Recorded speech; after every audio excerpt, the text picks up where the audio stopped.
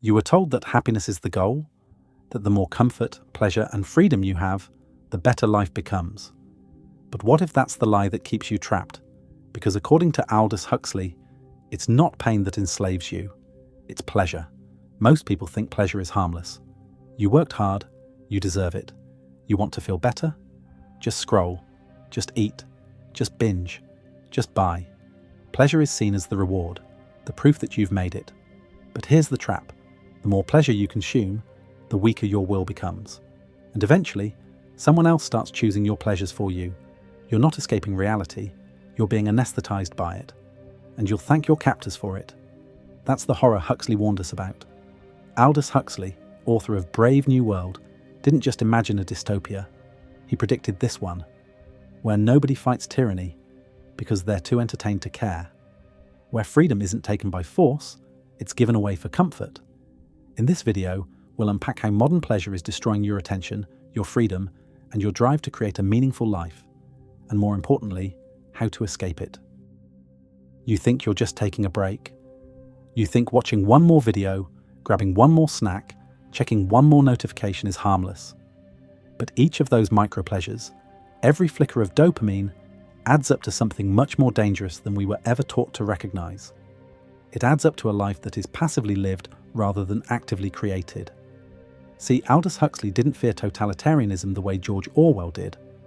While Orwell imagined a world of surveillance, censorship, and fear, Huxley saw something more terrifying, a world where no one cares to resist, because they're too distracted to notice they're being controlled at all. In Brave New World, the government doesn't crush you with boots, it coddles you with comfort. People aren't forced to obey, they're engineered to enjoy their obedience. And the most powerful tool of control? Pleasure. But Huxley's vision wasn't science fiction, it was prophecy. Because today, we're surrounded by an invisible force field of stimulation. Every app is a slot machine. Every show is designed to autoplay. Every product promises instant satisfaction. You're trained neurologically to avoid friction at all costs. And here's the terrifying part. It works. Not in the way you think, though. It doesn't just make you feel better. It makes you need it. And that need rewires your nervous system, especially the dopamine pathways in your brain. Dopamine isn't just about pleasure, it's about motivation, anticipation, drive. When you flood your system with cheap, effortless hits of dopamine, scrolling, sugar, porn, novelty, your brain downregulates. That means it becomes less responsive to natural rewards, less motivated by challenge, less willing to pursue effortful goals. Why work hard for a long-term reward, when instant gratification is always just one tap away? This is what I call pleasure anesthesia. It doesn't hurt. That's what makes it so dangerous. It numbs. You stop feeling the spark of curiosity. You stop wanting to go deep. You stop caring about what matters, because what's easy is always closer. And the worst part? You don't even realize it's happening. Just like anesthesia before surgery, you slowly slip away. Conscious but passive, awake but unmotivated, alive but unengaged. You still function, but the fire is gone. Here's what that looks like in real life. You scroll through videos instead of reading books. You snack constantly, not because you're hungry, but because you're bored. You open your phone in the middle of a conversation, a thought, or a moment of silence, because the moment itself feels unbearable. You procrastinate, not out of laziness, but because your brain's reward system has been hijacked by things that give faster, easier hits than real effort ever could. This isn't a moral failure, it's a neurochemical setup. Because let's be honest, the modern world is engineered to keep you stimulated. You are surrounded by algorithms, advertisements, and interfaces designed to bypass your willpower. They don't ask for your permission, they exploit your wiring, and every time you choose that micro-pleasure over presence, over silence, over effort, you're reinforcing the loop. So here's the deeper danger. The more you indulge in these micro-stimulations, the less you can tolerate reality without them. Your baseline becomes discomfort. Your instinct becomes avoidance. And over time, your entire life becomes a system of escaping discomfort instead of facing it. This is how dreams die, not with a bang, but with a binge. Not from oppression, but from overstimulation.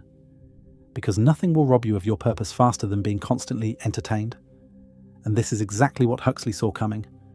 He once wrote, "People will come to love their oppression, to adore the technologies that undo their capacities to think. That's what constant stimulation is doing, undoing your capacity to think, to feel, to act with depth. Not because you're weak, but because the modern pleasure loop is stronger than your nervous system is designed to handle. So what's the first step to reclaiming yourself? Start by interrupting the loop. Put your phone in another room for 2 hours and feel the withdrawal symptoms. That's your nervous system detoxing. Go on a 24-hour dopamine fast. No screens, no sugar, no noise. Just you. Get bored on purpose. Because boredom is the doorway to creativity. Sit in silence without a podcast, without a playlist, without a plan, and feel what you've been avoiding. The goal isn't to eliminate pleasure, it's to stop being enslaved by it.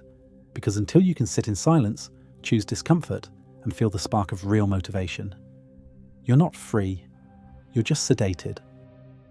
Most people think of dystopia and imagine something loud, sirens, surveillance, soldiers, a world where you're beaten into submission.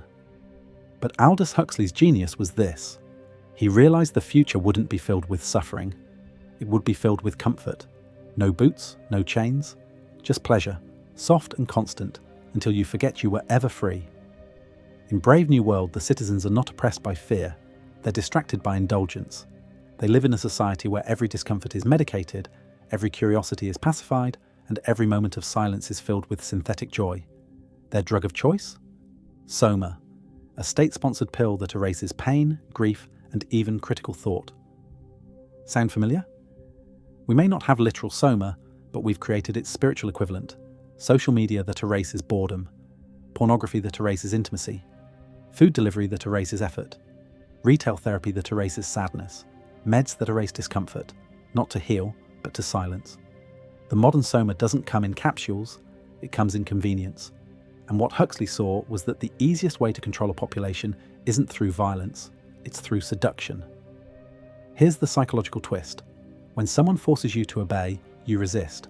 But when they offer you endless comfort, you thank them for your servitude. Because you're not being dominated, you're being pampered. And that's the trick, you think you're choosing it. But comfort has become the cage. Let's pause and look deeper.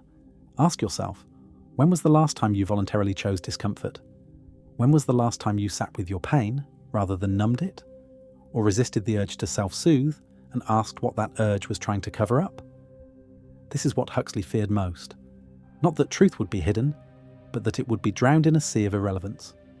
That humans would become so addicted to amusement, they'd stop seeking meaning altogether. And we're already there. The algorithm doesn't suppress your thoughts, it just buries them under endless stimulation. The government doesn't need to silence your voice, your own cravings do it for them. You can scream all you want in a padded cell, but if the walls are made of pleasure, nobody notices you're imprisoned, including you. This is why Huxley's dystopia is far more chilling than Orwell's. In Orwell's 1984, the fear is that books would be banned. In Huxley's world, books are irrelevant. Why read when you can be entertained? Orwell feared we'd be destroyed by the things we hate. Huxley feared we'd be destroyed by the things we love. Think about that. You don't question what you enjoy. You don't investigate the things that soothe you. You just take another hit, scroll, stream, snack, and call it freedom. But freedom without awareness is just a prettier form of slavery, and that's the silent war being waged against you right now. Not through dictatorship, but through dopaminocracy, a system where your desires are predicted, shaped, and sold back to you, until you mistake impulse for choice. Here's how that works.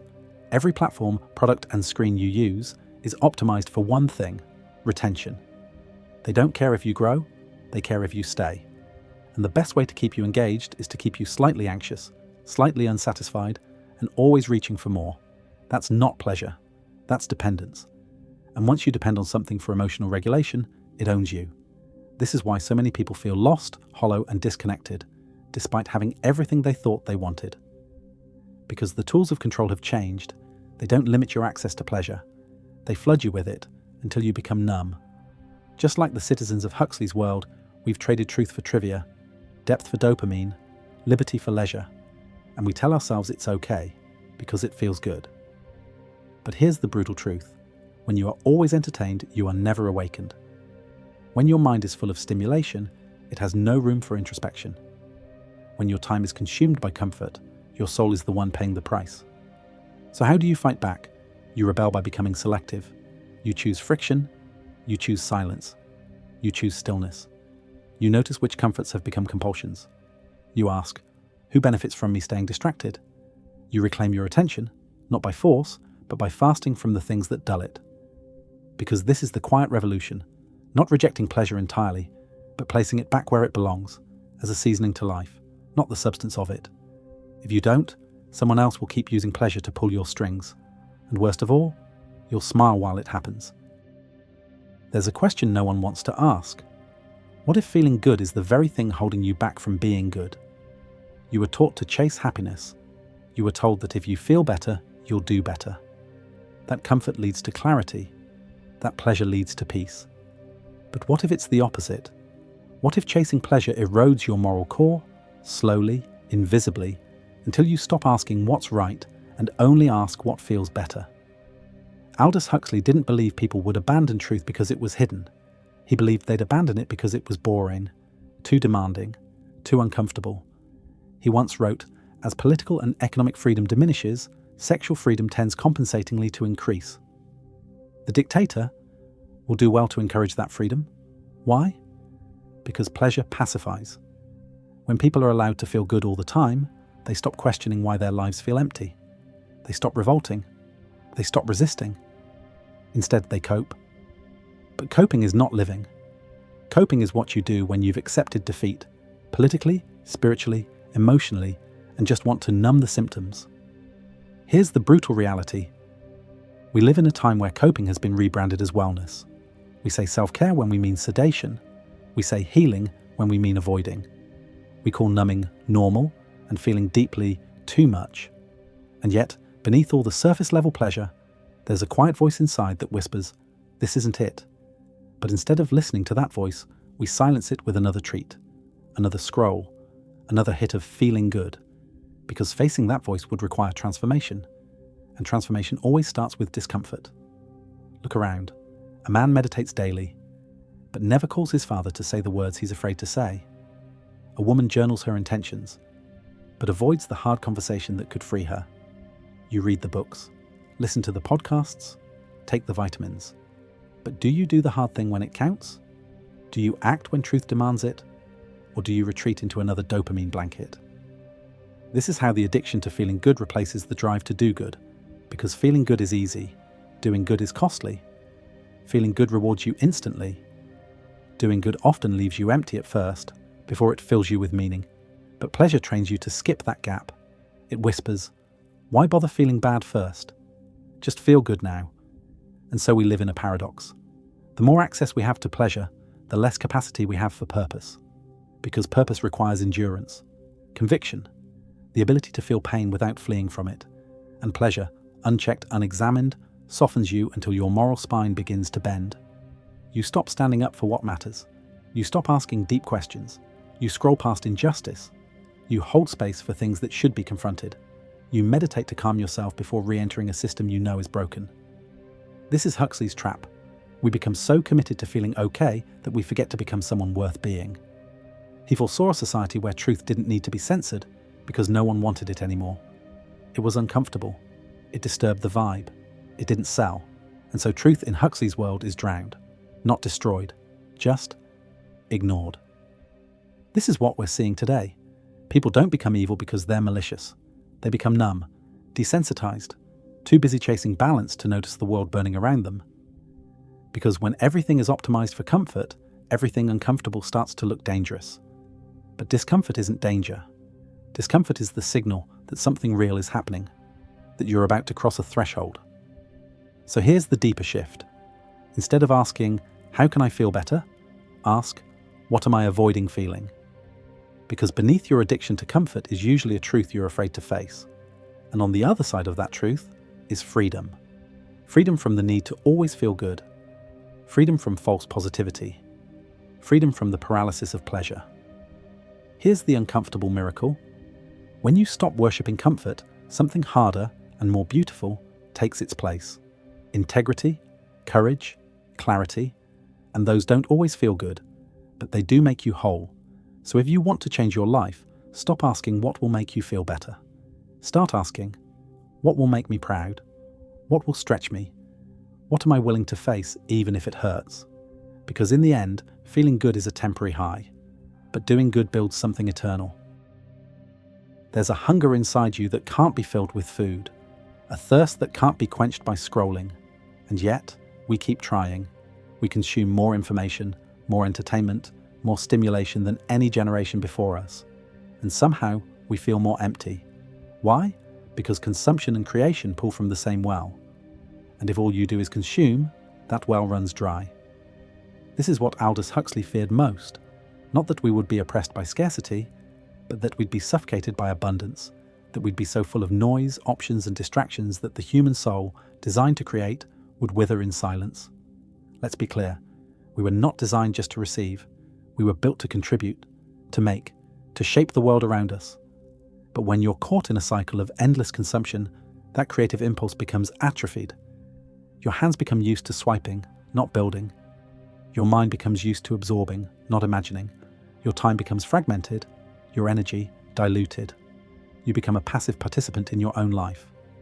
Huxley once wrote, "Technological progress has merely provided us with more efficient means for going backwards.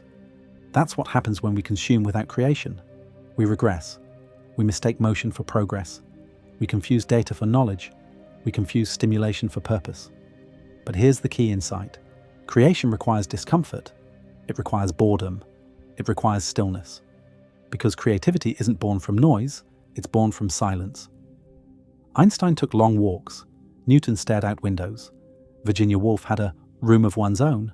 They weren't escaping the world. They were incubating ideas. But when every moment is filled, every silence interrupted, every idle second optimized, you never reach the mental space required to create. Because the brain needs friction to generate novelty, yet our entire world is designed to eliminate that friction. We scroll instead of reflect. We copy instead of craft. We react instead of originate. And slowly, almost imperceptibly, our capacity to create is replaced by a compulsive need to consume. This is more than a personal loss. It's a civilizational one.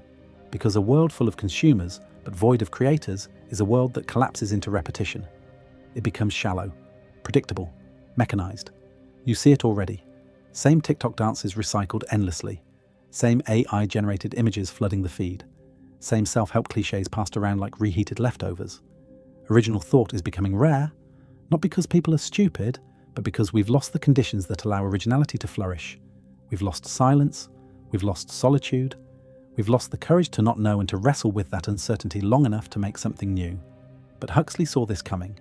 He didn't fear that books would be banned.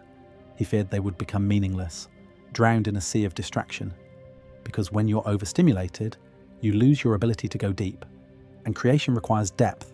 It requires a descent into the unknown, a confrontation with ambiguity, an excavation of the self. But we're too busy watching others live their lives to ask what we were put here to make. This is why so many people feel stuck. It's not laziness. It's not lack of talent. It's that your brain is overloaded with low-value input. And that input has choked out your creative spark. You don't need more productivity hacks. You need less pleasure noise. Because every hour you spend consuming without intention is an hour you didn't spend building the world only you can build. So what's the way back? Make space. Delete the apps. Turn off the background noise. Schedule boredom. Make your life so empty of stimulation that your imagination is forced to wake up again. At first, you'll feel the withdrawal. That's how you know you've been addicted. But stay in the void long enough, and something strange begins to happen. Ideas return. Clarity sharpens. Desire deepens. Not for pleasure, but for expression. You'll want to write, to paint, to build, to speak, to change something. That's your humanity returning. Because you weren't built to endlessly absorb. You were built to create. And when you reclaim that gift, you stop being a spectator of life and become an architect of it. The modern world sold you a lie. It told you that freedom means doing whatever you want, whenever you want. That real power is unlimited choice. That restraint is repression, and indulgence is liberation. But what if that's exactly how they keep you enslaved? What if freedom isn't the absence of limits, but the presence of discipline? This is where Aldous Huxley's later life becomes even more revealing than his fiction, because Huxley didn't stay cynical. After predicting a world lost in pleasure, he went looking for something deeper. He He studied mysticism, sat in silence, sought truth through psychedelics, not for escape, but for insight. And in that search, he discovered a paradox. The more you give in to every impulse, the less control you have over your life. The more you indulge, the more you depend. And dependence is the opposite of freedom. Huxley realized that real freedom, internal, unshakable freedom, comes from learning to say no, not because you're punishing yourself, but because your soul is too sacred to be ruled by cravings. Let's break this down. Modern life says, follow your bliss. Treat yourself. Don't deprive yourself. But that mindset has a hidden cost. When you indulge every desire, your willpower weakens.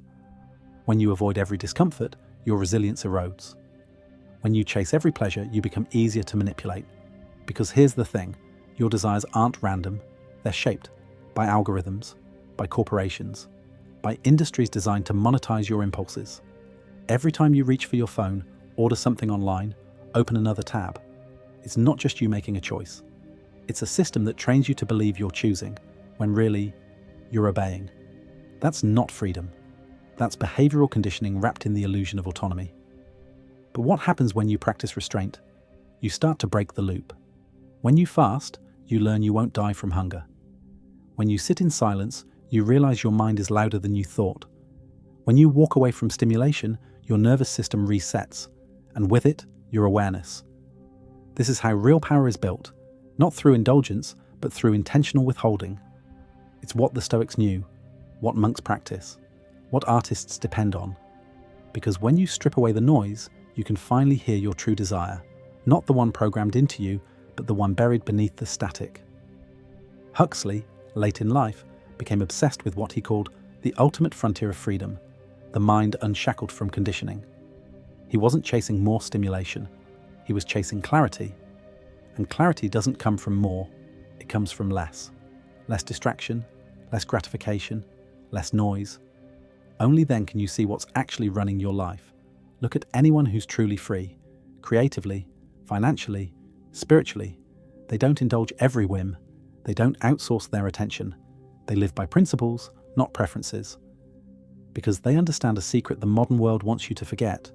Restraint is not weakness, it's mastery. Indulgence is easy. Anyone can click, swipe, gorge, binge. But restraint? Restraint is sacred. It says, I'm not ruled by my environment. I choose who I become. That's real liberation. Not from rules, but from compulsion. So what does this look like in your life? Say no to the notification so you can finish the sentence. Say no to the craving so you can stay with the feeling. Say no to the screen so you can return to the self.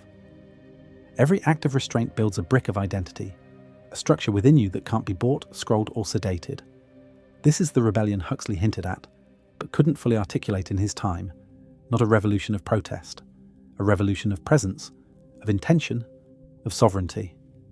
In a world that wants you constantly comfortable, choosing discomfort is a sacred act, because the path to your power doesn't go through more pleasure. It goes through conscious denial, not asceticism for its own sake, not punishment, but a radical yes to something higher, something deeper than your impulses. Because the moment you stop chasing every desire is the moment you finally become free to choose. And choice, real choice, is the birthplace of meaning. You thought pleasure was the prize. That feeling good meant you were on the right path, but the more you chase it, the more it controls you.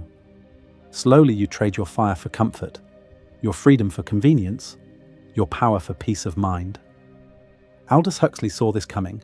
He warned that we wouldn't be oppressed by force, but seduced into submission, not chained, but numbed. Because when every uncomfortable moment is avoided, you stop awakening, you stop creating. But now you see the truth. Every micropleasure has a hidden cost. Your attention, your will, your clarity. You can go back to the scroll, the snack, the soft silence of sedation. Or you can start the revolt, not against the world, but against your own conditioning.